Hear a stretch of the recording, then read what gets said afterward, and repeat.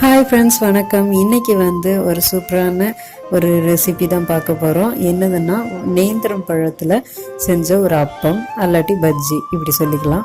இது ரொம்பவே டேஸ்டியாக இருக்கும். இந்த பழம் கிடச்சதுன்னா கண்டிப்பாக மிஸ் பண்ணாதீங்க, அவ்வளோ டேஸ்ட்டாக இருக்கும்.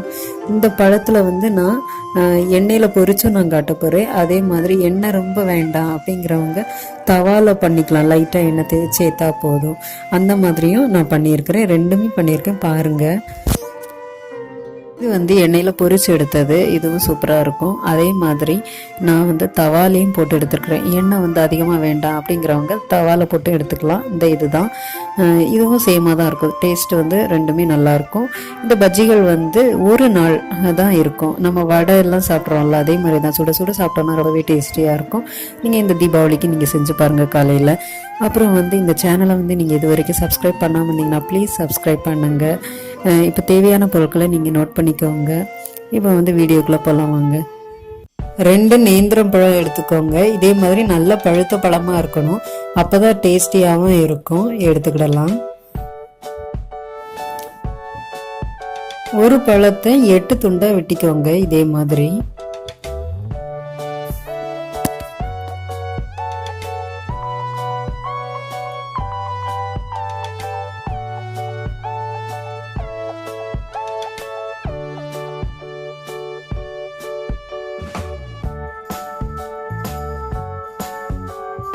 மாதிரி எல்லா வாழைப்பழத்தையும் வெட்டி வச்சுக்கோங்க.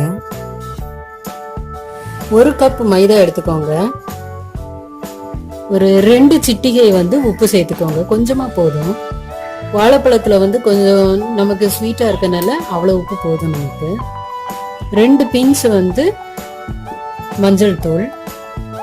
இதை நல்லா மிக்ஸ் பண்ணி விட்டுக்கோங்க. இதுக்கு பிறகு நம்ம தண்ணி ஊற்றலாம். இப்போ மிக்ஸ் பண்ணியாச்சு. இனி தேவையான அளவு கொஞ்சம் கொஞ்சமா நம்ம தண்ணி சேர்த்துக்கலாம்.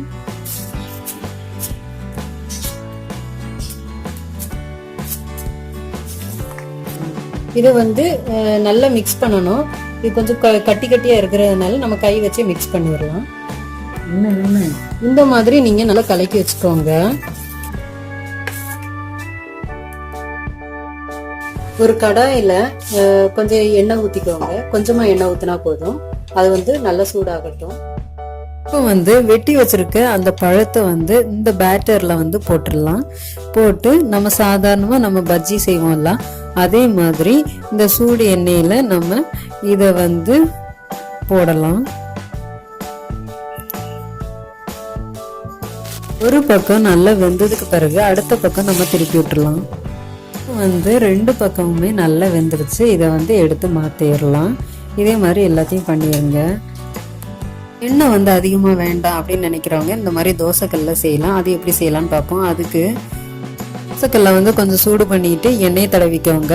எண்ணெய் தடவிட்டு நம்ம சாதாரணமாக அந்த வாழைப்பழத்தை நம்ம பேட்டரில் முக்கி முக்கி போட்டோம்ல, அதே மாதிரி இது தோசைக்கல்ல போட்டுருங்க. இதை ஒரு மூடி வச்சு மூடிடுங்க. 2 நிமிஷம் கழிச்சு இதை திறந்து பார்த்துடலாம். கீழ்பக்கம் ஓரளவு வெந்துருச்சு. இப்போ இதை எல்லாத்தையுமே நம்ம திருப்பி போட்டுடலாம்.